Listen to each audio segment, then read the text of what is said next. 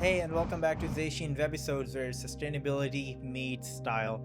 I'm your host, Afreed Butt, the founder of Zayshin, a brand rooted in sustainable and ethical practices. Today, I am honored to introduce a truly inspiring guest, Clementina Martínez-Masarweh, widely known as Sustainable Latina. Clementina is an award-winning sustainable fashion designer, climate artist, and filmmaker with over 20 years of experience in the industry. Her work spans across design, upcycling, and creative storytelling, all rooted in a mission to bring awareness and action to the climate crisis. She is not only reimagining fashion, but also reshaping the way we think about culture, identity, and sustainability through her art and films. In this conversation, we'll explore Clementina's journey as a designer and creative, what inspired her to dedicate her career to eco-fashion, and how she continues to lead with impact through design, upcycling, and advocacy. So we're gonna have a wonderful conversation,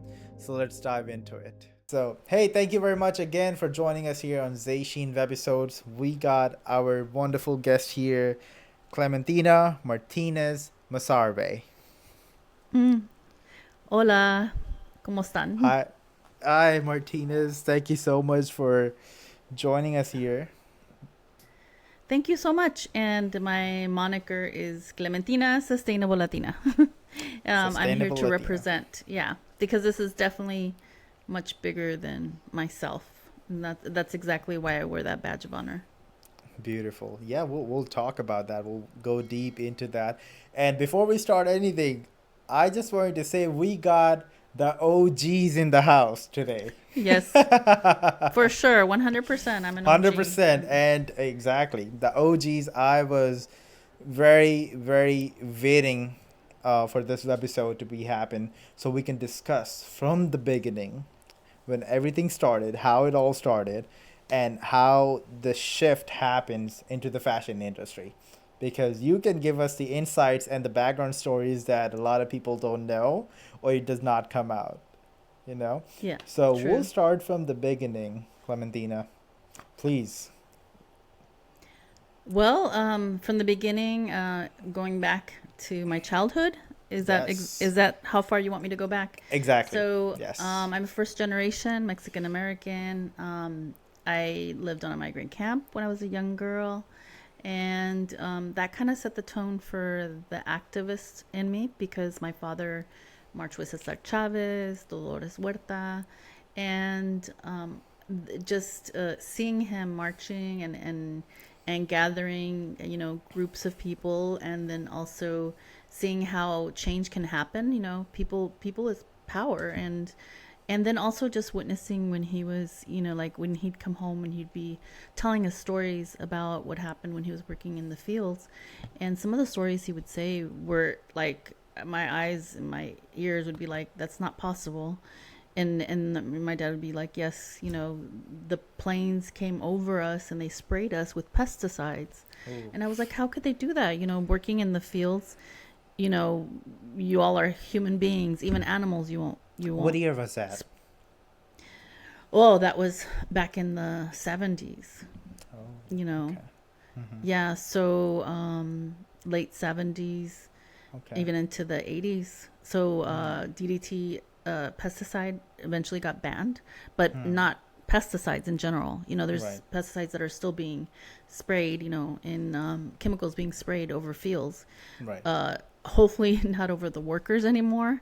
But every once in a while I do hear some stories. So, but back then they would just be spraying the fields with the workers working on them. And the thing is, my dad did develop health issues because of that. So that was very impacting to me as a child, seeing that there was no care for a human life, and how, I hope that someday I can make a difference, and that's why when I work in fashion, that's what I'm trying to bring awareness to, the harms that fashion has, with chemicals, with toxins and microplastics, and as you all have heard, it's very, very horrifying what's happening right now with microplastics in humans. I mean, Right. we've known that they've been in animals and creatures and in the ocean, but Right. now we're seeing the evidence that it's in humans, and I've been tracking this for quite some time. I would say that probably 2020, I remember I was probably one of the first people in fashion that started talking about it and bringing. I kept talking about it. There's an app, Clubhouse. I don't know if anyone's familiar with. So Okay. I was on there during the pandemic, and I would be like talking about it all the time. So anybody that heard me, Mm-hmm. and there was a lot of people that heard me, Is that a I would be video talking about. platform or you just type a blog? It's an audio platform, Oh, and okay. so anyone that was listening to me back then, they know, like, oh yeah, I remember Clementina. She was talking about those microplastics and Mm-hmm. her cyborg babies and Oh, cyborg humans, and that's what my film is about right now. The that I'm in pre-production.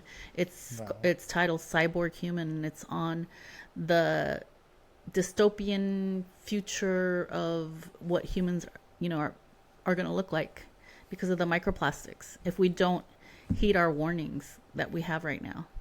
So Wow. yeah, and I'm excited because that's gonna segue into the film that I had during the pandemic, which is Upcyclers, Fashion's Mm-hmm. Climate Frontliners, Yes. and A the beautiful director one. was Roxana Chapela, and it was the first film that was speaking on the movement of upcycling. Mm-hmm.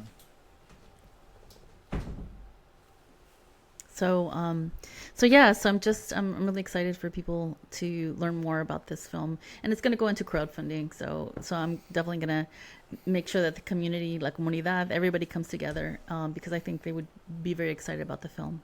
Wow, that's amazing. So from after your dad saying we'll talk about the film. I Yeah, have a very great for sure. questions for that film and the previous one that you did.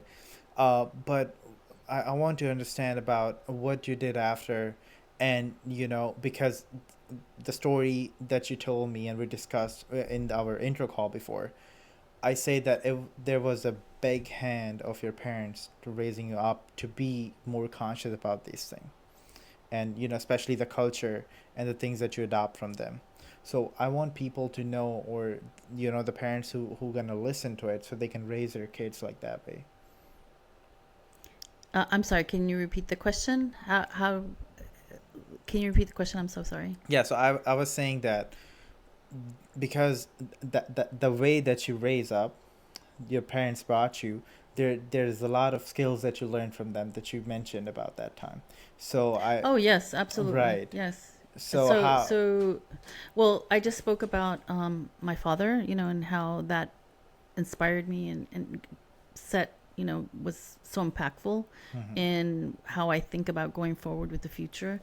But I also wanted to make sure that I mentioned my mom because she's a really big influence on the creative aspect because she, we grew up with, not much, but we had the most important things. We had food, clothing, a roof, and everything, all the necessities.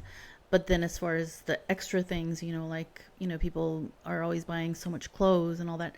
We didn't have that because my mom would make, she would make all my clothes. And so, and then she taught me how to make clothes as well. But as a young child, I remember like 5 years old and asking, there was other girls in my kindergarten class, first grade class, that had their Barbies, and they were buying clothes, extra clothes for their Barbies. And I remember asking my mom, like, I por favor puedo comprar una ropita para mi Barbie, and she would be like, oh, if you want to get something for your Barbie, you're gonna have to make it yourself. And I said, oh, okay. So then, and I said, okay, mom. And she would have tons of scraps of fabric and clothing, that she was repurposing. So she was an upcycler. She was like the OG of OGs. Hmm. And so, yeah. So I learned how to use things that were around the house. Scraps of fabric that were left over from her designs. Um, the back of curtains, like old curtains, I'd cut those up. Things around the house like pasta, pinto beans, rocks outside, twigs, anything I could find that I would be making, not just fashion, but creating, I create these little villages made out of all these things that I found inside my house or in my backyard or wherever I would go to a park. And I think I would spend like hours and hours and hours, but I think that really instilled me to be very innovative about and being very resourceful. And now I'm in a place where I feel ultra confident that I can create whatever I desire.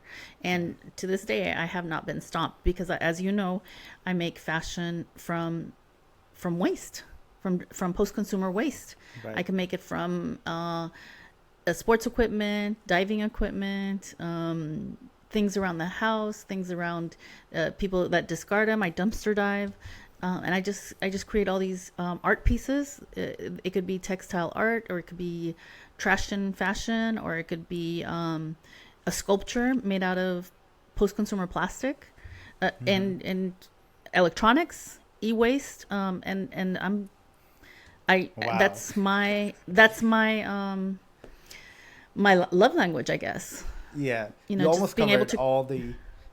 all the wasteful industries that we can make something Well, out that's what of. I do is I try to bring awareness to the Right. wastefulness of industries and how we can, do better. But And let me just, this, someone keeps, the door opens up slightly. I'm sorry, I want to make sure the noise doesn't come through. no worries. So what's the one thing, or how people reacted when they see something strange, of like you made something with the wires, and they see a dress, and what kind of reactions you get from the people when they see it, From the audience? from the audience? Wow. Well, most of the time it's amazement, Mm-hmm. curiosity, Mm-hmm. especially if I'm producing something that is made from all these post-consumer pieces, materials. They'll be like, wow, what's this? They'll look at this, they'll say there's a story here. I'm like, yes, absolutely, there's a story. And that's really what I want. I want the audience, the consumer, I want them to reach out and be like, I want part of this. Like, I want to know what's the world that you're building, Mm-hmm. because I'm very curious about it. And that's what happens usually, and that's what I enjoy.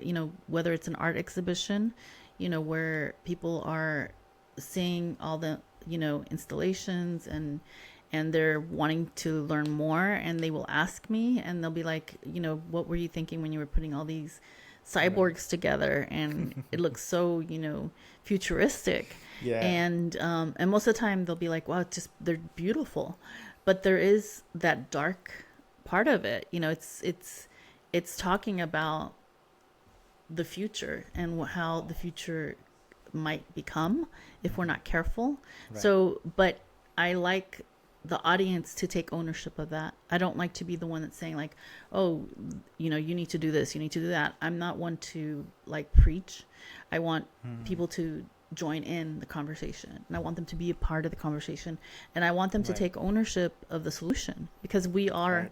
all of us are part of the solution. And Right. like that one saying, and I can't remember whose quote it is, but it's like a million of us doing this, making change happen imperfectly is going to make a difference. That's what's going to get us to where we need to. So it's imperfect action. Exactly. 100%. So what are the most common ways that we can get the people to work towards the mission of sustainability? The most common ways that Yeah. people can, what could they do? What they can do, or we can build the awareness, or ask them to be more sustainable in the ways. Well, I think everyone can do their part. It's Mm-hmm. just taking small steps, to make slight changes. Like in my area of fashion, textile waste, Mm-hmm. it's really quite simple. It's buying less and Right. shopping more quality over quantity, so that Mm-hmm. your clothing can last longer. Yeah. It's taking care of your clothing. If you have a jacket or a shirt or pants, spot clean them instead of cleaning the whole item, unless of course it's dirty. Mm-hmm. Mending, repairing your items, it- participating in swapping events where you're actually getting clothes for free.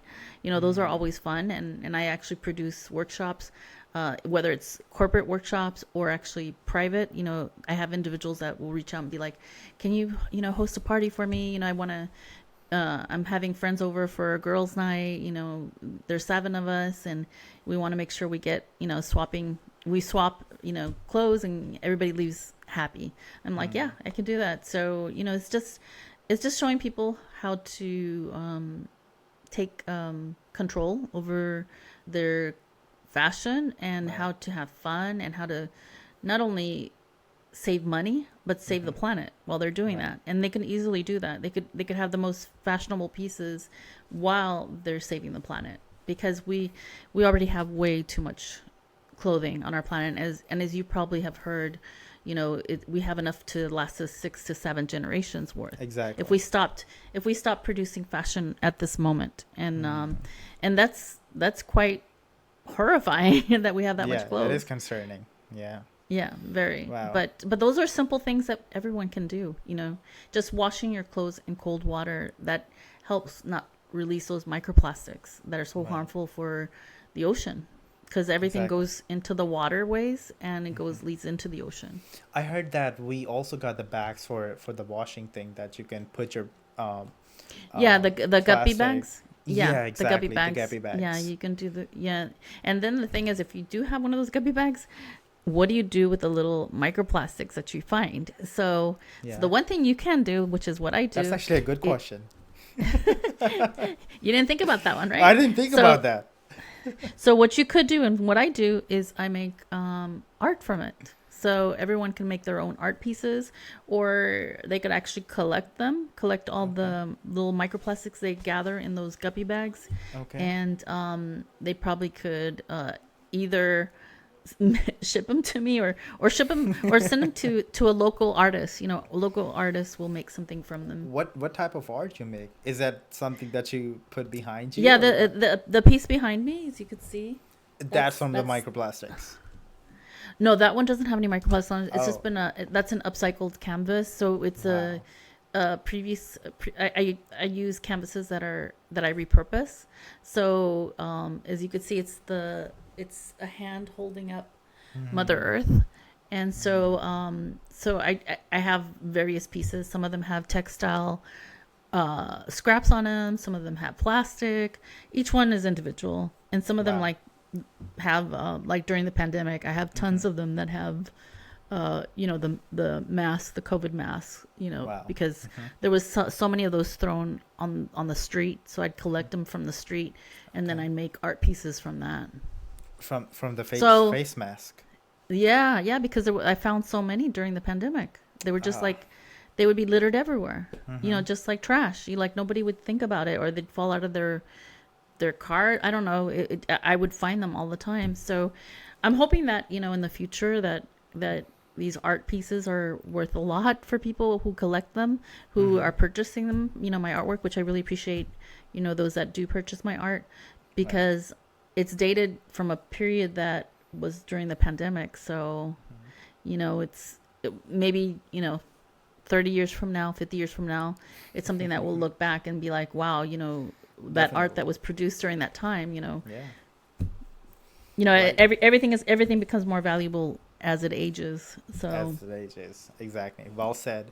So I have a question, which is, why do you call yourself and people call you the OG? What's the reason behind well, I don't know if they call me necessarily an OG. I am an OG just because I've been around for such a long time. I've been doing fashion. I didn't start in fast fashion. I actually started making custom pieces. I started with designing for individuals like Von Terry. He was someone that I worked with right after I graduated from Fashion Institute of Design and Merchandising, and he actually used to design for Prince and Janet Jackson. So he did the designs for like the purple rain, purple revolution. And he did like their tours. I wasn't with them during that time. I came in afterwards, and and that was my intention with being a designer, is making custom made pieces that were unique and were for like entertainers, musicians, celebrities, anyone that wanted just a custom made piece. That was my whole intention of designing. So also during that time period, and like I said, that's why I'm an OG, because it's during that time period when fast fashion started taking off, and fast fashion at the time wasn't called fast fashion. It was just called it's something about the convenience of shopping fashion, because you would have everything accessible to you. Right. And so the one thing that that started is I started getting asked to participate, to design in fast fashion, and I was very hesitant at first, because I was like, no, I'm happy where I'm at. I'm custom making pieces. I already had worked my way up to being an assistant, from first pattern maker to assistant, and I was like, no, I'm really, this is where my goal is. But they were recruiting so many young designers at the time, and I started getting offers that were very hard to refuse, just because, I also didn't know the impact, because no one was talking about it. It was all new. It's all new, right? Yeah, because I was there like around the time that it was just taking off, that it was just starting to get like, we also didn't very know popular. how fast, how long, how far are you gonna go? No. So I did start working for fast fashion brands, and so that was just the beginning of working for numerous amounts of fast fashion brands. Went from one company to another, and each one was paying me more and more and more. But they don't call it fast fashion for a reason. It's like fast fashion is fast. So I'd have to produce so many designs. It was so incredibly stressful, because they were paying me well, but when you divided the hours, you divided the time, right, I wasn't really getting paid that much, because I was working 6 to 7 days a week. Yeah. And I was working no less than 10 hours a day. 12, I would say was about the norm, 12 to 14 hours a day. Wow. So that was a lot of hours and time, days. I hardly had any days off. And I just remember my 20s. Actually, I don't remember my 20s, because how much I worked, and so by the time I was in my early 30s, I was so burnt out. I was incredibly burnt out. I started hearing so much stuff. I kept fighting with the owners. I kept arguing with them, because they were being so wasteful with the materials. They wouldn't reuse anything, even if it was like a matter of a half ounce materials. Is that because something about sustainability, or it's just something about yourself that you don't? It's something about me. Yeah, because I mean, my gut would say this is just not right. This isn't where my values are. And especially what really did it for me was when I started hearing that they were using child labor, and I started questioning the owners, and they wouldn't give me any straight answers. They wouldn't say like, oh, no, we're not using child labor. I'm like, can you, like, what is going on? And I go, I can't work for you if you're using child labor. And they're like, oh, no, we wouldn't do that. But yet they couldn't show me proof of that they weren't using child labor in other countries. So I started investigating a little bit more on my own. And then just talking to other people that were also working for these companies, we started putting things together, and kind of investigative work. Yes. And so I, at that point, I was like, you know what, I can't do this. And then at that time as well, I found myself pregnant with my first child, and I was like, what kind of a world am I part of here for my child, because you could just see how it was accelerating. Fast fashion just was like moving faster and faster. You have all these seasons that they were producing like 52 seasons of clothing. Who does that? Every week there was a new layout of it still is. Yes. Well, no, it's gotten worse. It's way worse. But I just could see how bad it was becoming, and at that point I was like, you know what, I'm having this baby, and I'm out. I just decided at that point that I'm checking out, because it was not just physically, I was being exploited, and I was seeing all the exploitation with the workers, right? But also it just wasn't what I signed up for in fashion, and I was so disillusioned by it, and I needed that break. So I'm really happy that. Can you tell me what year we're talking about? Oh, this was in the late early early 2000s. Wow. Yeah. Yeah. So So you could see what started happening at that time, over 25 years ago. yeah. Yeah. Yeah, it was really it was just really just unfortunate that Mm-hmm. the manipulation of marketing Mm-hmm. for these fast fashion companies, I Right. was privy to some of those where they were talking about how they didn't want the consumer to think about, Mm-hmm. anything but like just wearing the next trend, the next fashion piece. And they really didn't talk about the consumer as a human being. They talked about it like they were just a symbol of money. That's what Right. they were. I So and that's how they see them now. exactly. No, I remember I had a webisode when one of the advocates, she's from Germany. She told me how brands are pushing to buy us more, because it's all the marketing thing. It's there is fast fashion, and there's the marketing teams who are actually pushing towards, and the psychology of buying, and all that stuff. So it's like a Oh, it's whole. very psychological, and it's Yeah. it's very manipulative. Right. It's a lot of brainwashing, Yeah. and that's why I share a lot of this, and that's why I Mm. say, yeah, I'm an OG because I used to work in fast fashion. That's what I used to do, and I don't regret it because I truly believe that if I hadn't worked in fast fashion, Mm. I wouldn't be so passionate about making change happen now, Exactly. because I know their dirty secrets, and I Mm. know exactly how they target Right. people, how they target the consumer, Mm. and we could definitely flip it. And I do see how it's changing. I see how, the youth are wanting to wear more thrifted vintage items. Mm-hmm. They're paying attention to those brands that are being very destructive to our planet. Not just our Right. planet, but people. Mm. It's very unethical. The practices that they have are extremely unethical. Right. So Clementina, how many years? Because you just mentioned that we have enough clothes for the next six and seven generations, or close by, or maybe even more. How many years or decades it just took to produce that much amount of the clothes? Oh, well, I mean, fast fashion has been around for the last probably 30 years, and I would say it's probably at its peak right now, because it definitely keeps going on a trajectory. It keeps going up, right? And I would say, we had, people that debate me sometimes. They're like, Mm-hmm. it's easy for you to say, about upcycling, or just, finding ways to repair and mend your clothing and all that, because you're a Okay. designer, you have those skills. Mm. But it's so Okay. expensive to buy sustainable fashion. That's sometimes I get that, when I'm talking, because I'm a public speaker as well, Of and course. Those are and valid sometimes I points, I get. would say. Yes, they are Yeah. valid points, and Mm-hmm. so what I tell people is like, look, we we were not, this is not something that we were used to. Fashion has never been this way.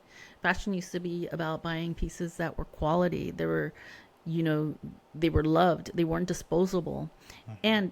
And what if I tell you that it's actually cheaper? It's cheaper than you can actually be sustainable, buy sustainable clothing, Yeah.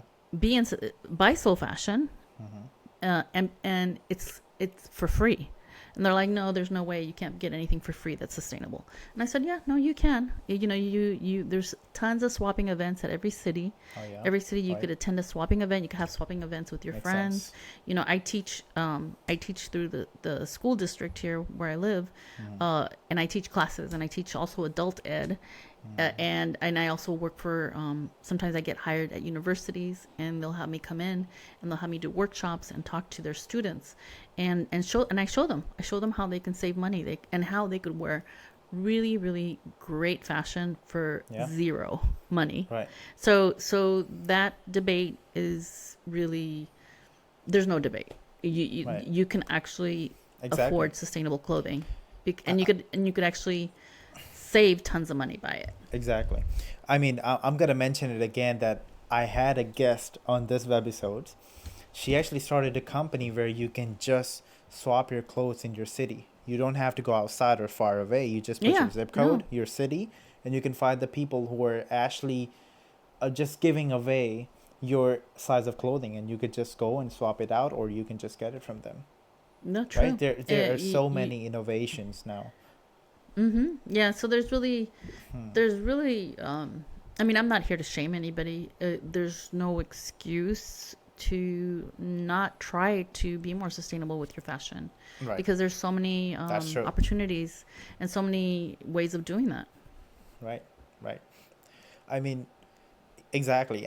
If you say like even 10 years ago, I can say, yeah, there were some, stops that you can not fully be aware of these things. But now you just have so many things that you just have to do your own search and just go for it with the little Yeah, steps as you mentioned you before. could even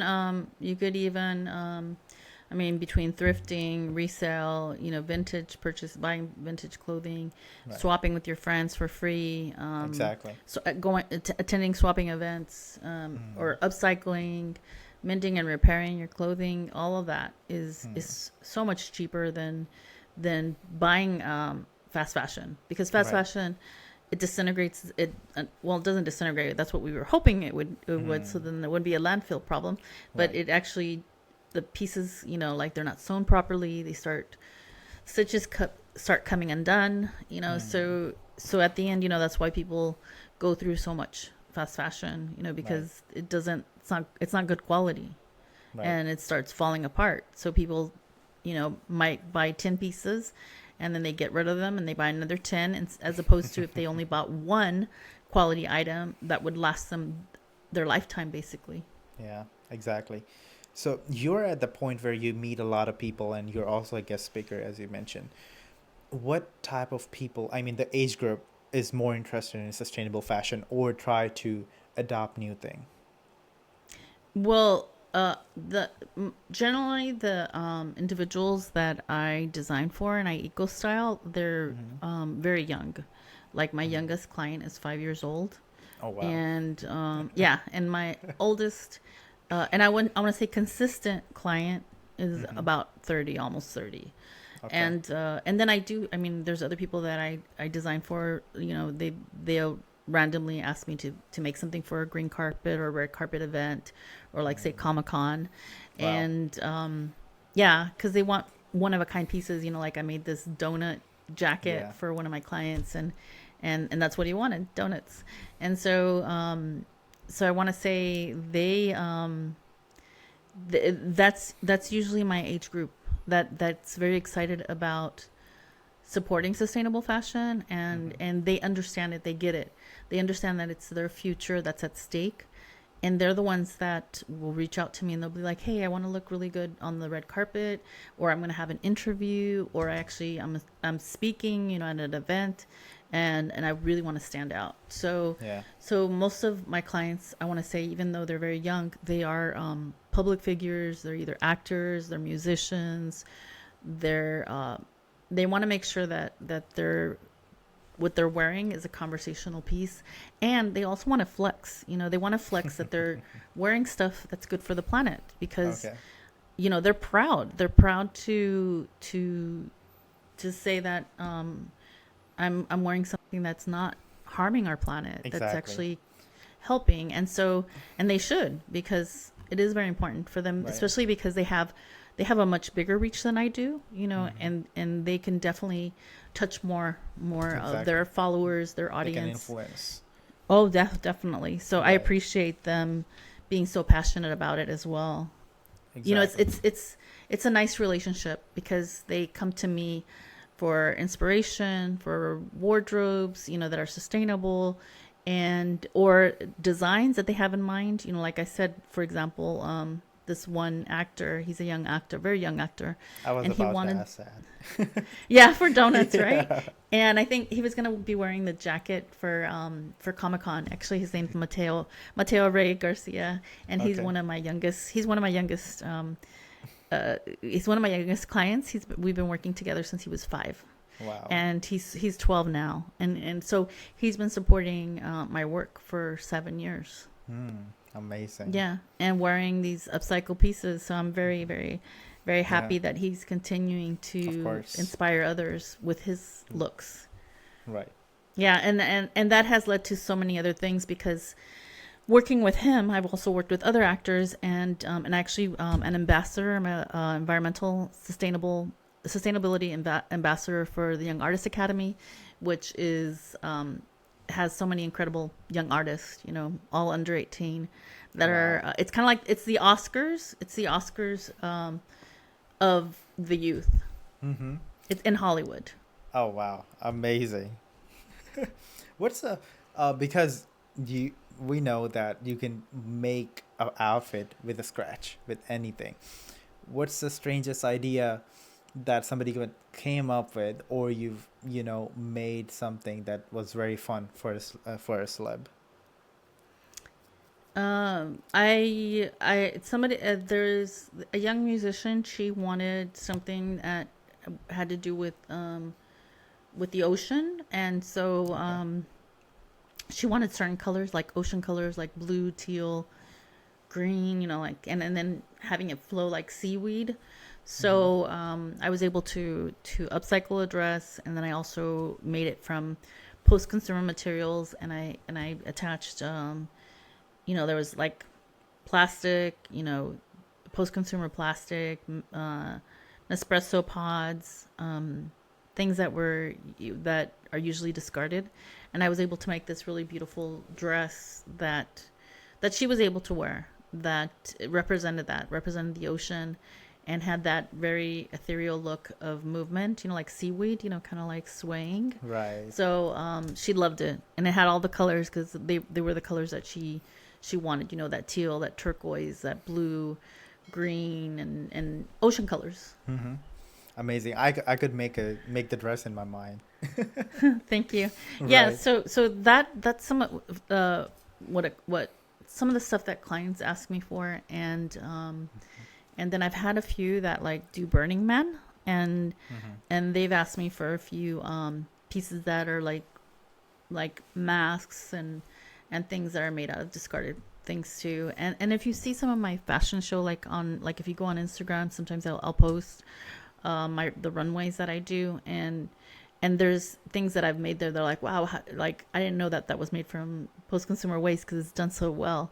But yeah, I have like this one piece that's it's called Indigenous Wisdom, and he's wearing what looks like a warrior, like an Aztec warrior's outfit. Right. But it's actually it really just represents all indigenous people, and Amazing. and that's also something that catches people's attention. Wow. Wow. That's awesome. I love that. I mean, all the creativity that you can put on.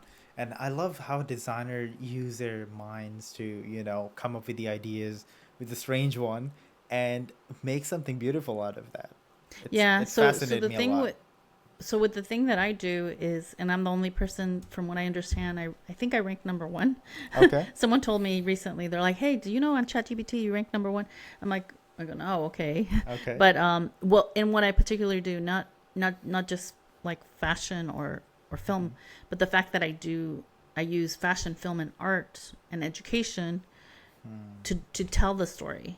Right. So in that sense, I think they told me that I rank number one because I'm actually telling the story with all these different elements.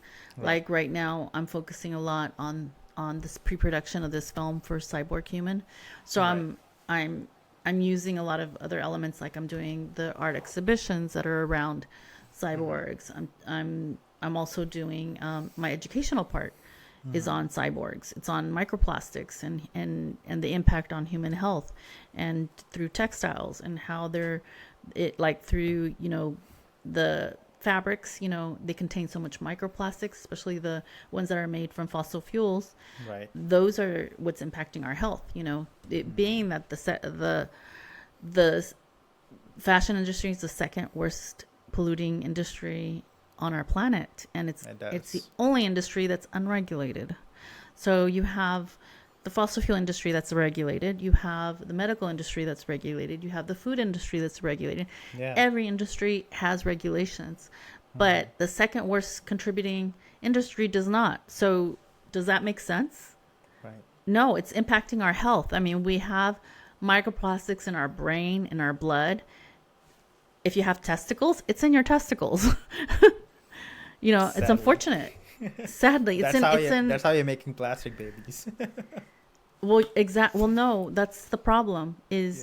There's several doctors, because I do a lot of research and I also work with toxicologists, and Dr. Shauna Swan, Wow, you're she literally has everywhere. she has stated that in some of her research, and don't quote me on the percentage, because I actually, by 20, I think it's 2040, that it's gonna men will become infertile. And I think it's a very high percentage. I think it's like 70% or something. But like I said, don't quote me. You could do your own research, look it up. Okay. But that is alarming. Alarming when you think about how microplastics might end the human race, because, making us infertile. So Wow. it's That's huge. yes. Yeah. And it disrupts your endocrine system. It really causes, so many ailments and cancers. There's so many studies that are coming out right now, and it's really alarming. Right. And even children, babies, embryos are exposed to these microplastics. So it leads to a lot. It leads to a lot of harmful. The thing which is very fascinating, is we got to this point in just 30, 40 years. It's not too long ago, but it started all happening this one. So what are the solutions? What are the regulations that we have to introduce in the fashion industry so we can stop this, or at least reduce these numbers, and have a better environment or better product? The solutions are we hold the solutions as human beings. We hold the solutions. Like my brand name is DNA Sustainable Threads, and I truly believe that our DNA as human beings, we hold the solutions to everything. And Right. by the power of our pocketbook, our money, we definitely could change the industry, because this industry did not get to where it's out of control on its own. It was because of the manipulation and the brainwashing of these brands, fast fashion brands. Right. But it was the consumer that kept buying, and they saw something there. They were like, oh, they want more. They'll pay more. They'll pay for more. So if the consumer pulls back and starts saying, hey, I don't want that, I don't want to keep buying, it comes down to the consumer. So one of the things, although it's not the consumer's fault, and just make sure that that's clear, it's not the consumer's fault, because they've been manipulated. It's been really just awful with what the marketing for fast fashion has done for the consumer. But if there's a silver lining for the tax tariffs, I would say it would be that it's driving these fast fashion brands to, pay higher tariffs. And so they're not able to make as big of a profit. And from what I understand from my colleagues that are across the pond, in the UK, because they don't have those regulations, they don't have not the regulations, but the tax tariffs. They're seeing like Shein and Temu and all these other fast fashion brands take off, because they can't do it here in the United States, because the taxes are so much higher. So that's why I'm saying, if there's a silver lining to the tax tariffs, it would be that the consumer is starting to shift more away from fast fashion, because it's more expensive, and they're starting to thrift a lot more. They're starting to not buy as much clothing. So I hope that this is just the beginning of what slow fashion can become. Right. I mean, I agree with you, and I also believe we can't fully blame the consumer, because of course we can educate them and we can build more awareness and we can be more conscious the next time we buy something. But I believe if we just reduce the supply chain, or if we put the regulations for the big corporates, then if we're not getting something, we gonna be, not be consuming as that much, or we'll be, having a stop on that. Yeah, and that is something that is happening now. Like when you think about the regulations that have already started, like in France. Okay. They're imposing fast fashion brands. Exactly. They're Yeah. they're starting to regulate them, and they're Mm-hmm. having these really high penalties Yeah. for their over production and not being responsible with keeping their business circular. Right. And the UK actually saw that yesterday, that they also passed something recently too. Okay. And the one thing that's happened in the United States is there is a bill that passed last year, SB 707, and that also it's the Textile Recovery Act, and that is something that I'm extremely excited about. I'm involved with, Okay. and that is to make these fast fashion brands accountable for their system, and not having circularity implemented into their business DNA. So they're going to be penalizing them like $50,000 a day for every time they do not have those policies in practice in their Wow. business. Yeah, that's a That's lot a of lot. money. Yeah. Yeah. So I'm hopeful that they will reach out to individuals as myself who could provide those services to help them, to assist them, Right. to implement sustainability and circularity into their businesses, so that they can Exactly. become, efficient, and also not get penalized, not get those Hmm. fines, those Abs- very high fines. yeah. Yeah. I mean, of course, we care about consumer, but they're more careful about their profits, so they would have to do something about this thing. You know. Yeah, for sure. Yeah. So yeah, so Right. I'm happy. I mean, I'm happy where it's going. I do see the industry becoming regulated. It's going in that direction. Right. How long it's going to take, I'm not sure, and also how much harm are we still going to be causing the planet until all those regulations are in place. So it's really, really, really important that the consumer knows this, and that they know that they have the choice to make this shift a lot faster Exactly. than, because the one thing that I do know from working in fast fashion and being an OG from that Mm-hmm. era, is the fact that they will not, and I know this firsthand, because I would have these conversations with these owners, and some of them still are running these businesses. Okay. They are not willing to change unless they have to. If the Yes. consumer forces them to, they will.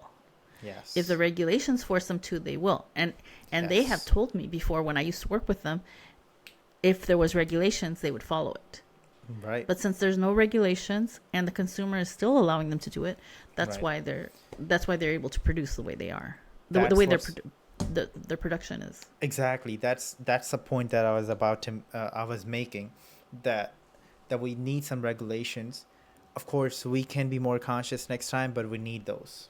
We definitely Yeah, need those, because if they're they not going to don't do it on care, their own. yeah, They're not going to right, do it like they're not going to do it on their own. right. I mean, I mean, for anyone to think that they have the consciousness or the care for for humans, to be sustainable and to have a healthy planet, it's just not going to happen for them. even if they It comes do, down to the profit. right, even if they do, it's a very, very hard choice to make, I would say, Yeah, because yeah, there's so many, because you're putting extra burden on your shoulders.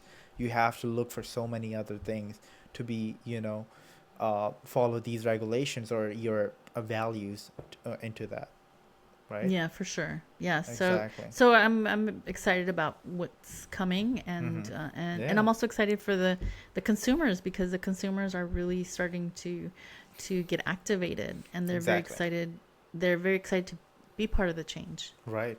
I mean, that's the whole idea of this Zayshin webisodes too, to build the awareness, to let the people be more conscious the next time they buy something. First of all, hopefully they don't buy something, they use whatever they have, or repurpose or recycle that what you do, or exactly the thing. Yeah, If they have to, just be more conscious about those 100%. decisions. Right. Clementina, one more thing that I think about, how important it is to have the ethical practices along being sustainable as a brand. How important is it? It's Yeah, everything. how important it It's is. Oh, it goes hand in hand. I mean, even I Right. mean, you could be a sustainable brand that's using, organic materials, that's Mm-hmm. natural dyes, Right. but if you're just not being ethical, in your manufacturing, your production, you're not treating your workers properly, Right. then you're not a sustainable brand. I don't Right. care how good your materials are, or how it's overall, it's the whole picture, it's the whole story. you All have right. to you have to have it all, the ethical, the production, the manufacturing, all of it has to go. It's a circular Right. loop. I, So yeah, and there's been a lot of issues with that too. I mean, that's a whole nother subject. You right. have workers that are being exposed to these chemicals, these harms. You have these blue toxic rivers that are, Right. or I should say, black waters. In other countries, you have Indonesia, you have places throughout the world, where fast fashion brands manufacture, Mm. and they completely destroy the environment around them, around these cities, and exposing these the people that live there, with Right. all these harms. So yeah, there's a lot of unethical practices that are part of fast fashion. So it's not Right. just the production, the overproduction, it's also Mm-hmm. the unethical. Right. Yeah, because I also get into a lot in contact a lot of brands. They say that we are sustainable, and of course sometimes they do with their material, but the factories they work with, they don't support the ethical production. So I says that it does not complete, the mission behind it, because you have to be more sustainable, of course, but being ethical too, because a human being, they should get their rights. It's Yeah, not human something it, that it, it you. impacts human rights. And there's, Right. I'm trying to remember the figures. I think it's a 4 point something million Mm-hmm. children that are working in these factories, Right. I basically was one of sweatshop. them. I Oh, remember. see, you Yes. could just you I would love to hear your story. And I know people that worked in these sweatshops, and I'm thinking of one particular person. She shared her story, and she was saying that, when she actually couldn't remember how old she was. She was maybe like 10 or 12, Mm-hmm. and she said that she would remember because she couldn't leave where she was making the clothing. She couldn't leave at all, and so she Right. would be in this 10 by 10 space with you know three other workers, and they would sleep on top of the t-shirts that were being made, and she said she would go to sleep crying on them. And sometimes she would wish that she'd be like, if those that have that are buying these shirts, if they could feel my tears, they would stop. They would stop Wow. this. And it was Man, so, it was, I can that was feel her so. pain behind that. Yeah, but and I'd love to hear your story, because it's just, I mean, you understand it, you get it. I totally do. Yeah. And the, I mean, that's if you're buying a T-shirt, just think about it for a consumer perspective. If you're buying a T-shirt, and that costs you $2, can you explain me the math that you think it's the ethically made, the $2 T-shirt? How can it Oh, be? it can't. It comes at the cost. It comes at the cost of the worker. That's so if you're buying something that's like retail in the stores, that's $10. Like it's like, say, a $5 or $10 T-shirt, and you're like looking at it and you're like, wow, this is so cheap. Like, this is really hard to believe. How did anybody make this for the? Well, it came at a cost. Right. It's someone else's livelihood that it's costing them. It's costing them their health, their freedom, because Right. this is enslavement. I mean, when you Exactly. have, it's just not, it's not an ethical way of living. It's not human justice. It's not human rights. It's no one, no one should be in that situation Right. where they're forced to work those long hours, Right. and at such a young age, Mm-hmm. and then they're giving up so much. So yeah, if you see a $5 T-shirt, just know that no, there's no way possible. When they say, if something's too good, there's Mm-hmm. something that just, it's just not something, Not good to be not right true. about it. Right. Yeah, it's too good to be Right. true. Right. and you have to go with that. It's not ethically made. And of course, as you mentioned, you were here and you were working more than 12 hours a day with a 7 day shift. And, Yeah, at the end of that, 6 or 7 days. 6 to 7 days a week. Yeah, Right. sometimes I And, remember going for several weeks without a day right. off. And I remember not too long ago, just about 2.5 years ago, I was working for over 130 hours a week. So, and not being paid as a minimum of what it should be, because I have to keep up with all the things. I have to support the family. And, these are the things that happening behind the fast fashion and Yeah. in the industry, and about being not just the fast fashion, but out the other industries, because I believe being having the ethical practices is so important, that because why we say that we are here and we deserve all the rights, but the person who's working somewhere else, or working in Colombia, or the north or the south, they don't deserve that. Why they're working, why they're not going to the school, Yeah, why they don't have exactly. the access to the school, to the hospitals, or the things.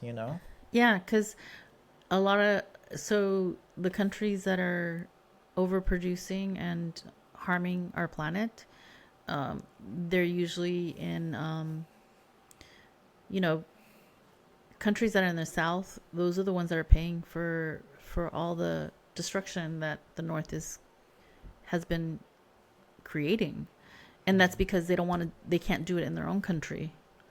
Like sweatshops are not allowed in the United States, although they still exist. But Yeah. but they do get inspected, and so they have to be more careful. And of Right. course they have to, especially with SB 62 that passed, with the garment workers down Los Angeles. And well, basically it's been a trickle effect that a lot of companies now have to pay per hour, have to pay the workers here in the United States in Los Angeles, or in California, per hour, as opposed to per piece, because when they were Right. getting paid per piece, they were only making like $2.50 an hour.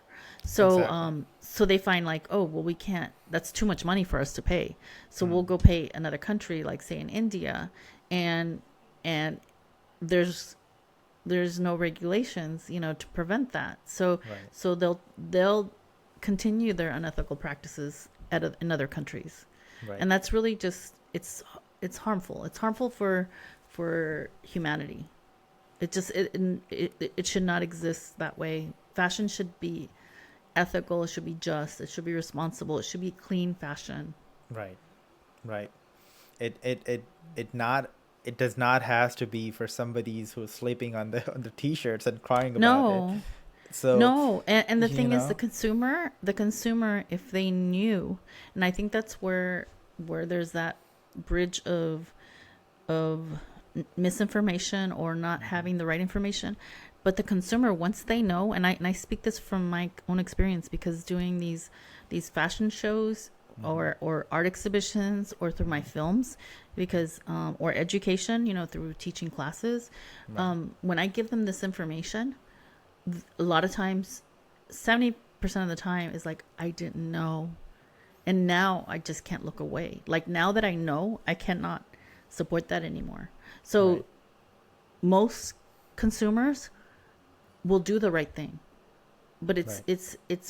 it's for them to, it's not until they learn about it. So that's the part Exactly. that I'm trying, yeah, and that's the part that I'm trying to change. I'm trying to make that social impact. I'm trying to make that behavioral mindset, so that Right. they're aware. And that's what brought me to taking that leap of just being, besides the slow fashion designer and an upcycler, to get into film, is because I just wasn't seeing that reach being so quick, where a film can galvanize more people.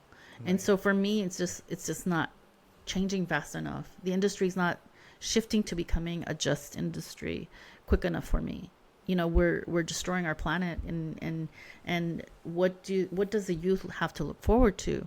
Right. And so that's what I'm thinking constantly, all the time. I mean, that's my mission, because I think about these young generations that what is their planet going to look like, and what are my children, my future grandchildren's lives going to be about. Exactly. I don't want to leave this planet knowing that I left it in shambles. I want to make sure that while I'm here, that I can make as much change as possible. Yeah. Yeah, I don't want to hear So- that my grandchildren can make kids so after 2040.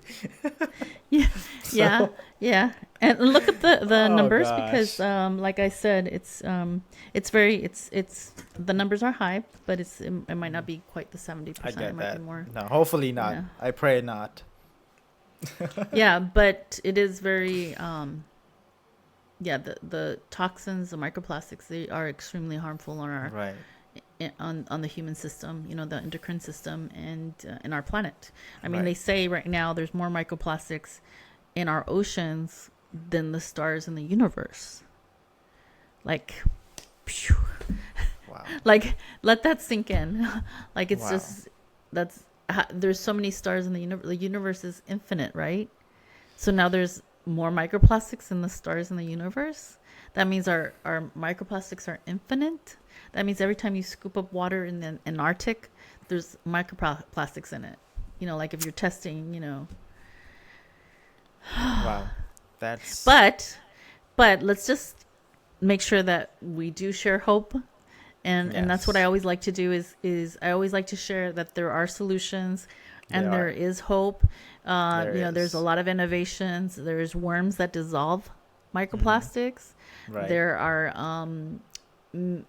very incredible innovations. There's, I'm working right now with a company that produces seaweed and makes bioplastics from seaweed, and I'm excited because they're probably going to be involved with our film, hopefully, and so I'm really excited about that because this will bring more awareness to what these companies, these innovators are doing, Right. and how everyone can perceive plastic, that there are solutions. There's so many Right. solutions, and There it's just supporting those companies that are trying to make that difference. Right. Exactly. So, the very first movie that you made, how was the audience reaction, or what's the change you saw or noticed happen after Upcyclers. that?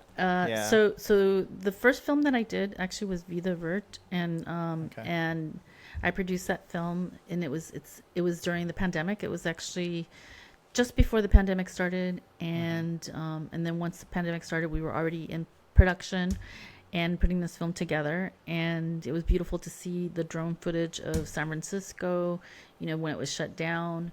And it speaks a lot on overconsumption, but also like, the agriculture, farm agriculture, and plant-based diets, and how those are, better for the planet. So it didn't just speak on fashion. It was more or less the whole picture, because it even spoke on, since the pandemic had already started, the lockdowns, we were seeing how the oxygen, the clean air was the numbers were coming down. Like you had countries in China that their numbers had never gone under 100, the ratings, and that was getting better. And so it spoke on like how do we see our world after we're allowed to go back out. Right. Like this is an opportunity to slow down and to reset our values, and to Right. really make that choice. Are we going to choose lane 1, which is to continue to be destructive, or Right. are we going to choose lane 2, which learning from what we just went through with the pandemic, Right. and how we are able to slow down, not buy as much, rethink about how we what we purchase, what we put in our bodies, and how that could support the planet.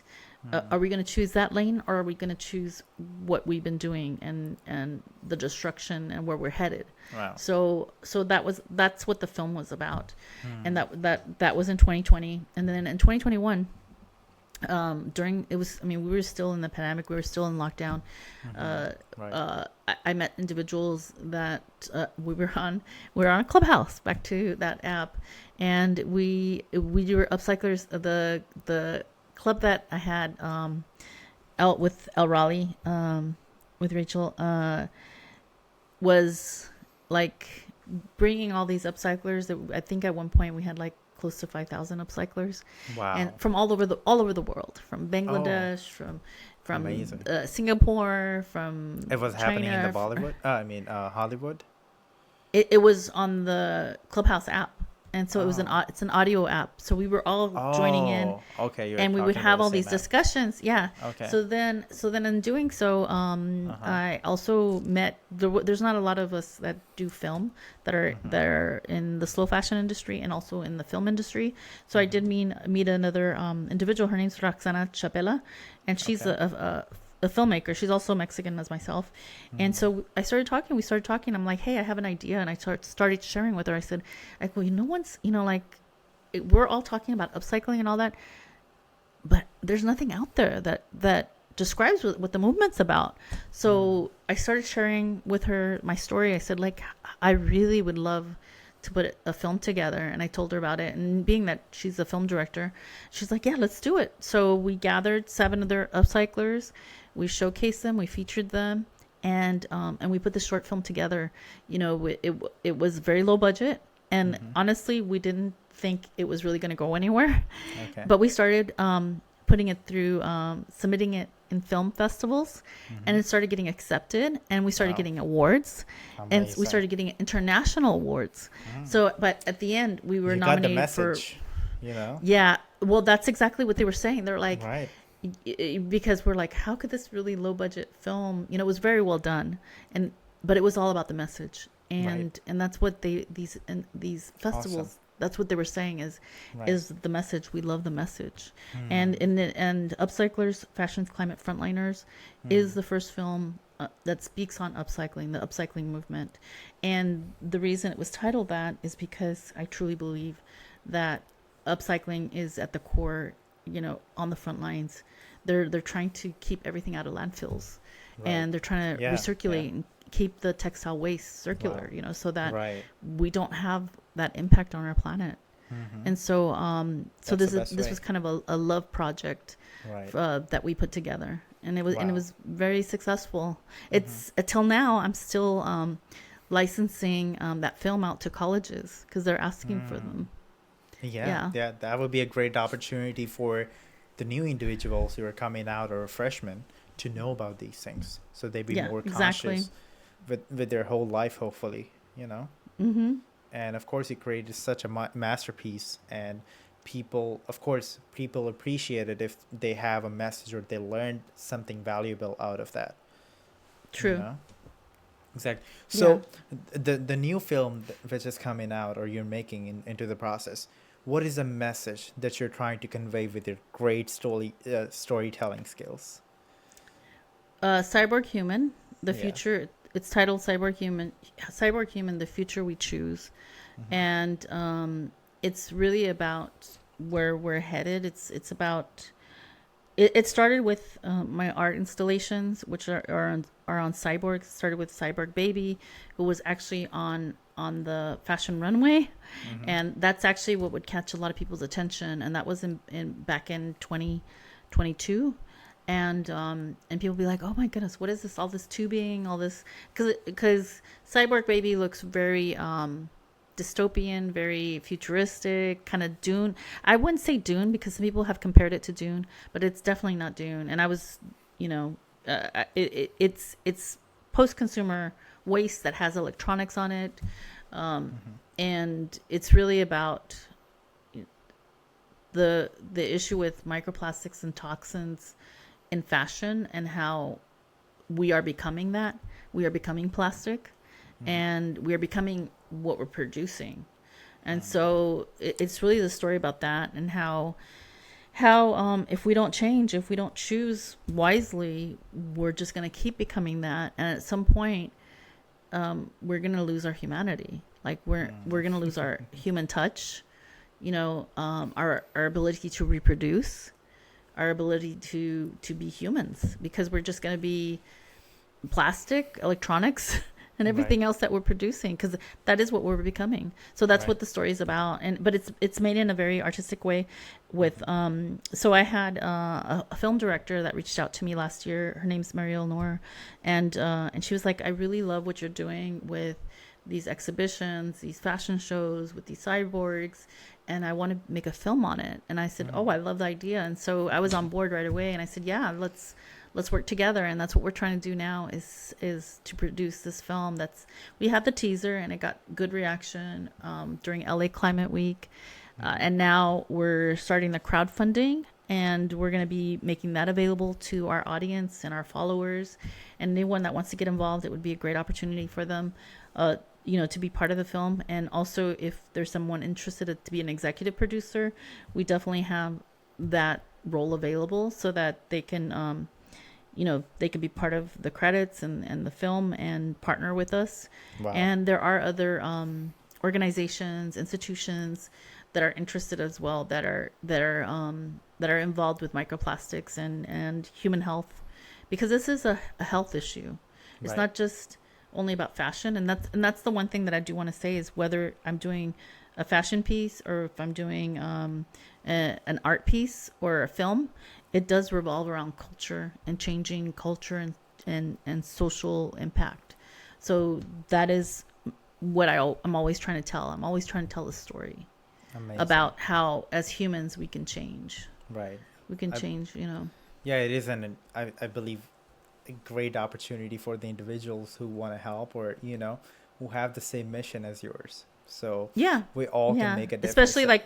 Especially companies that are producing products that are biomaterials, that are not plastic, that are alternatives for plastic. This is a Right. great opportunity. And also, like, there was one individual that I spoke to recently that does a lot of e-waste. Like, he recycles electronics and stuff Okay. like that. So Wow. there's a lot of people doing really great, cool, innovative stuff. So those individuals are interested in partnering with us. But like I said, we definitely are looking for more people that would want to be a part of this, because we are all not just looking for crowdfunding support. We are also looking for investors. Right. Yeah. There's all the aspects that you have to look for. Yeah. Yeah, and I'm hoping that everyone else can see it, South by Southwest. Yeah. Hopefully Right. too. Hopefully people can, get some people from this webisode who are going to be interested and, who can help us. to Yeah, that build would this. be amazing. Yes, Right, that would be right. incredible. Of but, course. Right. Yeah. So we thank you very much for that, and we'll be talking about your newly project that you got involved in. What is that? Oh yes. Oh, I'm so excited. Yeah, The climate musical, is that what you're talking about? Dear Everything. Yeah. exactly. So recently I joined. I'm part of a committee member of Dear Everything, the climate musical. It's coming to Los Angeles, and I'm super excited because it's a musical that's transformative. It will transform society. It's a societal. It touches on issues regarding climate and the youth and climate anxiety. So I really would love everyone to join us. It's September 30th, and I'm super excited because some of the people that are involved are like incredibly, like, they're so prolific in their work. Jane Fonda, she's involved with this. She's one of the committee members. So is Rosario Dawson and Annie Lennox, and Wow. yeah, and Maya Penn. Thank you, Maya Penn, for trusting in my work, and Susan also, who is also just contributing to just making sure that everything is being run properly. And these individuals, V has just done this incredible work with the vagina monologues, and so now Right. they're bringing this play, this musical that is going to be quite incredible with activating the youth. And so I'm super excited about this. Wow, that's amazing. So you said September 30th, right? September 30th, yes. It's one day only Wow. in Los Angeles, but it is touring throughout the United States. It's also going to be in Atlanta, Okay. and in Miami, Okay. Miami Beach, and then also going to Salt Lake City. And then they do have some projections for possibly 2026, but Okay. those dates are not released. Those cities and dates are not released Okay. yet. Do you, But yeah, if anyone's interested in getting tickets, please, if they go on my Instagram, I will have links to that, and it would be a great opportunity too for any aspiring artists, musicians, actors. If you're a fan of musicals, that would be a great place. There is also an after event uh, reception, and everyone is welcome to that too. There's tickets available for that, and that will give people, you know, some more intimacy to meet others, that are hosting this incredible event. wow, that's amazing. I mean, yeah, there are so many opportunities for us to learn more, to grow more, to get involved, to give our contribution into this industry, so we can all have make a difference. As you said, what the quote that you said, 8 billion people do something and make a change. What was that? They say million of us Uh huh. doing and taking imperfect action Yeah. will make the transformation that we need for a sustainable planet. Right. Something along those lines. Yeah. It's This works. I yeah, mean, we got the message. yeah, for sure. Yeah, like Right. it's yeah. Wow. That's awesome. So yeah, thank you very much, Clementina. We're almost more than an hour and Oh 15 yes, minutes. yeah. All Yes, right. it was an amazing conversation. Let Thank me you so see if we much. And have I would something love, left. yeah, Yeah, I yeah, would go ahead, say please. if anybody Uh-huh. wants Mm-hmm. to join what I'm doing, I do have a Substack under Sustainable Latina. As you Mm-hmm. know, I am representing my people. When I get into these climate spaces, as there's not too many Latinos. Not that Latinos are not sustainable. If anything, they're more sustainable than most people. With repurposing, everything that they can, reusing like paper towels. They'll use a paper towel, but they won't throw it away. They'll just you know air dry it and use it like 10 more Right. times, or any other thing. But it's getting them more involved with different events and activations, and just spreading awareness. And that's something that I'm doing with Substack, and also the Circular Climate Club hub, which I'm continuing to build up, and share more, because that is bringing music, film, entertainment together in sustainability. So I'm going to keep Wow. working on that. And I've done events for San Francisco Climate Week. I've done events with LA Climate Week and New York Climate Week with the Circular Culture Hub. Wow. So I'm going to continue doing that. And right now, what I am offering is also my workshops. I If anyone lives in the East Bay and in the San Francisco Bay Area,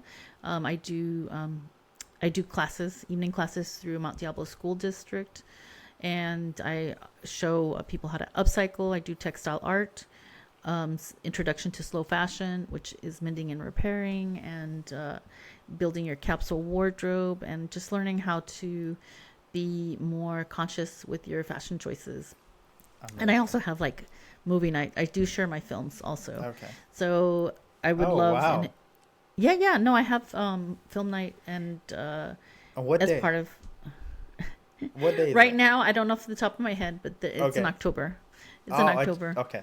Okay. Yeah, and I will be offering courses online as well. So Uh-huh. for those that are interested, and Uh, and I do private classes as well. So if anybody has like a group of, say, hey, I've got 8 friends, we mm-hmm. all want to learn more about upcycling, or we all want to have a movie night. Can you share? Can you license your films?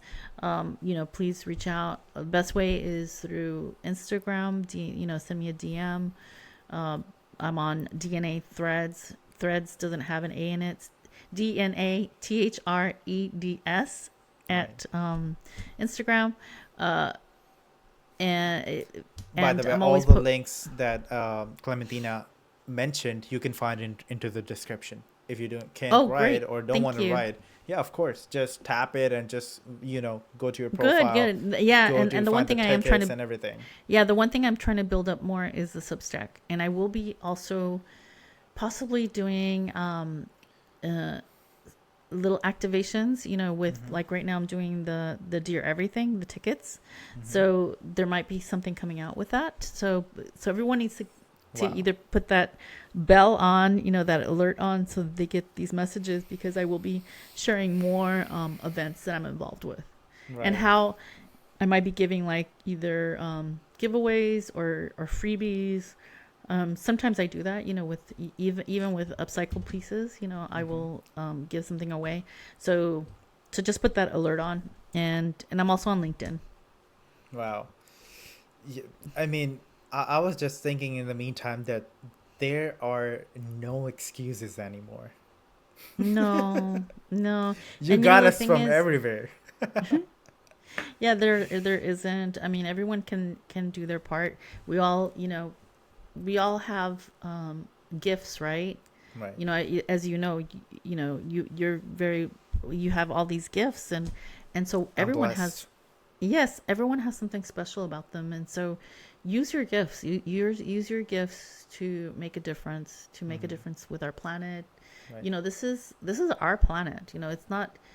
It's the future. And it does belong to the future. It belongs Right. to younger generations, because they are the ones that are going to be living with all this stuff. So Right. so start making, if you're not involved with legislation, or making change happen, and everyone can make small changes. It doesn't have to be Right. big changes. It could be small. I mean, but it's important to do something, just because Right. it is your future. The future belongs to the youth, and Right. and my mission is tied with the youth. That's my demographic. I work with the youth, and so Right. I'm involved with a nonprofit that's just for the youth.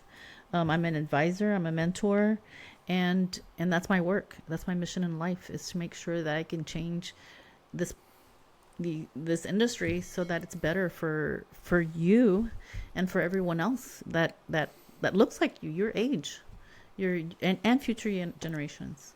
No, That's Clementina, why sometimes I'll be honest. We're blessed to have you. We oh, of course, because we, as I said, if you remember that you are the diamond of this industry. mm, Remember I said that that's for a reason, because the work that you have already put into this industry, the awareness, the amount of uh, consciousness to the people, and the projects that you're working in, it made so much easier for the newer generation like me, who can just step onto that, learn that what already existed, and spread the awareness and join you to help you, mm. and Yeah, we can that's have what one I'm voice trying to to you know that's what spread I'm more trying to leave. Is awareness. I'm trying to leave a blueprint, and I'm trying to Right. leave a legacy, so Right. that those that are coming up, have an easier way of doing it, so that they can Mm. see that it can be done. And that's Right. what I'm trying to do. That everything I'm doing is so that the youth could have a Mm. better choices, a better life. Because otherwise, what does it matter? If the youth can't survive in a planet that's hostile, that's um, unhealthy, what do we have to look forward to? All hope is lost. So we have to make sure that there's hope, Right. and the hope is in the youth, and the youth is the future. Right. So yeah, and I know We that can make a there's, difference. yes, I know people really care, and it's just a matter of just connecting those dots, and Mm. spreading awareness, and sharing with others. Support like your work, support my work, everyone's work that's in this space, Right. because the more we share, the more we share with others, it's a ripple effect. We will get to where we need to. And Exactly. humans, I know from my experience, they want to make a difference. They just either don't know the impacts, or don't know how to do it. But once they've been shown, or they've been, Mm. or people, or someone has explained to them, Right. they're on board. Mm. You know, Wow. they what they don't know, once they know, they're willing to make change happen. Exactly. You actually given the words what I always try to say. We just have to spread the and raise the voice to the people so they know what it is and they can make a decision. Of course, every human being, they're intelligent enough to understand what is the impact, what are the right steps, what is the right way that we can Yeah. take for us and for our future generations. So everybody knows that they just have to be listening, or at least they get the message of it so they Yeah, can for think sure. about it. It's not that the consumer doesn't care. It's just Right. that they don't know. They don't know. And but once they 100%. know, they're ready. They're on board, cuz I Right. see it all the time. I see Yeah. it all the time with my at my the art galleries that I have my work in. I see it when someone's watched one of my films. I've seen it when someone has seen a fashion presentation or they've attended one of my workshops. Mm. They'll be like, I had no idea, but now I know, and now I can't look away. I need to do something. So I do have a lot of hope, and I do know Yeah, that that the that's future. that's that's a point I had too. I'm sorry, I cut you off, but I just No, no, wanted no, to it's tell, okay. because once I learned that, I cannot unlearn it, because I knew that there's something wrong which is happening, and I can't be the part of that. I can't be Yeah. supporting the unethical labor or the unethical or unsustainable practices that we're doing to the planet, because it's our Mm-hmm. home, you Yep. know. So true. So, yeah, that's right. That's how we can all make a difference if we just know about it Mm-hmm. and be more cautious, as I always say, Yeah. right? Yeah. Well, thank you so much. Thank you for having me, and thank you for wanting to learn more about my work No. and your interest and sharing so many other individuals that are making a Mhm. difference. I think it's important and spreading that awareness. So thank you so much. I And applaud you, and I wish no, you prosperity and success in everything that you're doing, oh, and know that you have a friend here in me, and so you have oh, my support. thank you so much, Clementina. I mean, it is my pleasure, totally, that I can be the part of this movement. It's not something that I take. Of course, I take a pride that I'm a part of this thing. But whatever that I could do, as all I always say, and I tell everybody, that whatever I could do to spread the awareness, to build the awareness, to let the people know, or to talk about these things, I would do. I would go till the end, or however that I could serve to make planet a better place to live, and get the rights to the people what they deserve. That's we're not asking anything which is out of the box. It's just No, basics, you it's know. basics, but Right. unfortunately, there's a lot of people that have a lot of money to lose Hmm. because they don't want this to succeed. Right. There's industries that make a lot of money from the suffering of others, and so Right. the suffering of our planet and the suffering of humans, and so it comes down to us as Right. as as we see governments are not imposing regulations or they don't see it as a priority. It is Hmm. really up to the consumer to decide which side they want to be on and I mean, to. either way, we would have to pay the price if we don't stop. It's not something that we're gonna Yes. let go, or that is something that gonna be vanish. It is something that No, gonna come back to us. It is as actually we happening right see, now. It started.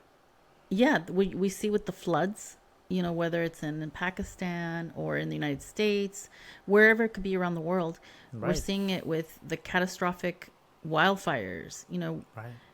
where we see hurricanes that keep escalating. They might not be the cause of climate change, but the ferocity is. The amount of destruction from these wildfires is because there's Right. so much degradation of the land, Mm-hmm. and even with the floods, it's the Mm-hmm. all around the world we're seeing how expensive it is not to have implementations that can assist us for prepare us for climate change. And how Right. do we do that? We need to stop. I mean, if we slow it down, we at least have a shot at it, right? We at Right. least have a chance to just be able to slow things down. We may not have that opportunity, as we get to a point where we go over that tipping point, Right. And of course, natural disasters happen, but I believe we can't blame that in this situation or most of them because we're playing with the nature. So Mm-hmm. nature gonna, there's a reaction of every action. So Yeah. we have to And, be. and the one thing that I always say is yeah, sometimes, people say like, oh, I can't afford an electric car, or I can't afford this or this or that. But with fashion is easy. You can make a choice. Yeah. You can make a choice. You can make a choice not to purchase new items, not to, or if you do purchase new items, make sure that they're sustainable or they're thrifted or they don't have that impact on our planet. Right. So fashion is a no-brainer. It's an easy one.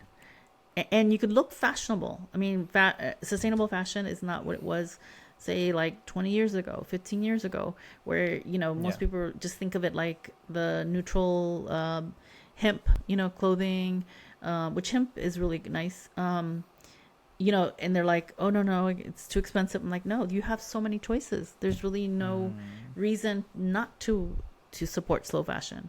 Right. So, that's an easy one. And it is the second worst contributor to the planet, as far as polluting. Right. So whether it's These are environmental, ethical, we can go down the line. We could spend a whole day just talking about this. Right. There's just so many ways to slice the different aspects of the fashion industry that are Right. irresponsible, and the responsible choices you have. Yeah, exactly. So I mean, there's so much.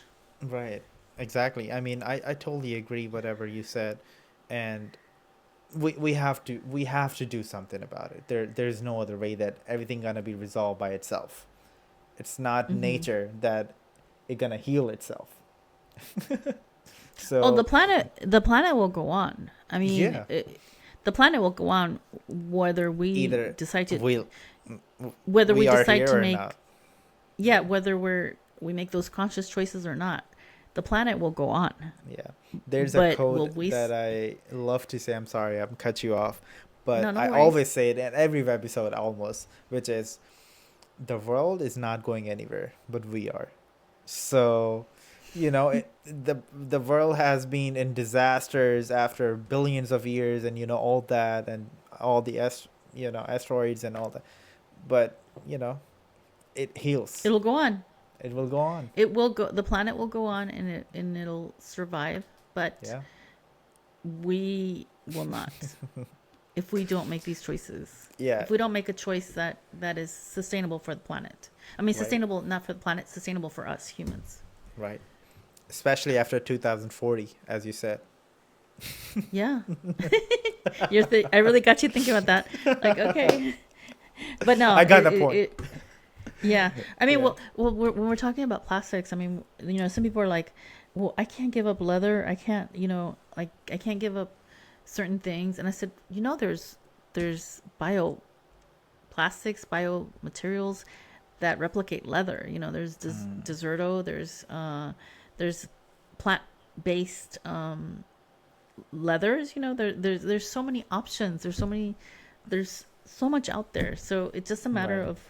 of supporting those that are part of the new the change makers, the innovators, just supporting them, because if we don't support them, then we're not going to go anywhere. Right. They also need the support. Right. Exactly. So I think we're gonna keep going on like this. So No, we need to, yeah. Well, thank you so much again. Thank you. I really appreciate like you sharing everything that you're doing as well, and Of course. and giving me that opportunity to speak more on my work, and how I hope the mission is Right. I to continue the mission. Right. Clementina, before we go, I had got 3 rapid questions. We're gonna make it quick. Okay. Okay. Rapid fire. Am I ready? Rapid fire. Rapid fire. Okay. Let me just put the fire on. Okay. So the very first one is, One fashion myth people need to unlearn. That sustainable fashion is not expensive. Is not expensive. Not So expensive. you're saying that it is expensive? No, one of the myths is. So sorry. I already messed that up. It's been a long day. Okay, one of the myths is that sustainable fashion is expensive. Okay. And what I'm saying is no, it's actually sustainable fashion could be free. So you explained it before how yes. it can be. Yeah, right? they have to listen to the first part of the Right. episode. There are solutions. The second Yes. question. One item in your closet that you will never throw away. Oh, I will never throw away my classic jackets. I've had them for forever. Like some of them I've had for like 20 plus years, and Wow. and those are classics. You know, I will always keep them. I think it's important to have a classic piece because it's something. It's like an investment. It's like you're Yes. investing in something. It might be a little bit more expensive, but it's better made. The quality is really good, but it'll last you, 30, 40 years. And if it's a classic cut, it's never going to go out of fashion. And you will always be able to, you may not like some of these classic jackets, that I have. I might not wear them like every year, but all of a sudden, like the second or third year, I'll start wearing them because fashion is circular. Like the fashion trends, everything comes back in a circle. So just know that those pieces you will wear indefinitely. Yeah, exactly. If it's I agree. Did you bought those, or did you get any of them as gifts? I have a few of them that are most of them I bought, but I do have a few that are gifts. Well, last but not least, what would you like your grandchildren to see when they open their closet in 2025? 45. I would like them to see nothing with plastics. No plastic in their fashion. No plastic fashion. Wow. That's what I don't want to see. What I would like them to see is clothing that's plant-based, that's biodegradable, Yes. that will degrade into the planet. That would be my ideal situation for clothing. Amazing. That's a visionary. Last question. One sustainable habit every listener who is listening to this Zacian webisodes with the beautiful guest Clementina can start today, right now, at this moment. Action? One action? One action. One action is shop your closet. Shop your closet. There's pieces in there that if you go through it, you maybe reorganize, clean out your closet. You will find that there's pieces in there that you probably haven't seen in a long time, and you'll be like, oh my goodness, this, these pair of pants or this jacket or this top, I haven't worn in forever. And you will see that, like, if you rewear it, it's like almost a brand new piece again. And I would say when you're shopping your closet, if you find pieces that and this is what I tell, my students, those that attend my classes, my workshops, if you once you go through your closet, if you find pieces that no longer fit you or you don't have a place for them, then that's a great opportunity to put them aside, and you're going to swap those out. You're going to swap them out with your friends, or you could have a work party, a work event, and there's nothing that brings more joy to people than getting free items. So yeah, people love free things, and especially if they're in good condition, and if they're not in good condition, they could always be mended, repaired, or upcycled. So there's always that opportunity to keep things in circulation. My first choice is not for them to donate them, only because, as you know, most donation centers do not keep their pieces 100%. Most it's usually like only 60%. The other 30 to 40% goes into landfills. Exactly. So that's why that's not my first choice for them to donate the items. Yeah, because they're not gonna work on the pieces that need some upcycling on that. Yeah, so they just if it has a stain or needs a repair, that's just gonna go straight to the landfill. Right. So it's better to give it to the person who can do something about it or happy to Yeah, get exactly. that. Yeah. And then Right. there's also the one thing you can donate is if you do have an item that's in your closet that you see has maybe some tears or something, you could always donate them to like SPCA or animal shelter. They're always using for bedding Wow. materials. Wow. Yeah. And also, and just stay in tune because there's something that I'm doing with textiles in regards to utilizing pieces that need to go, that not to go into landfills, but that need to be circulated. So yeah, everyone needs to stay tuned for what I have coming up as Yeah. a textile recovery service. Man, you are awesome, and you are the real OG. I don't know what Yes. else everybody else says. You're the OG for me.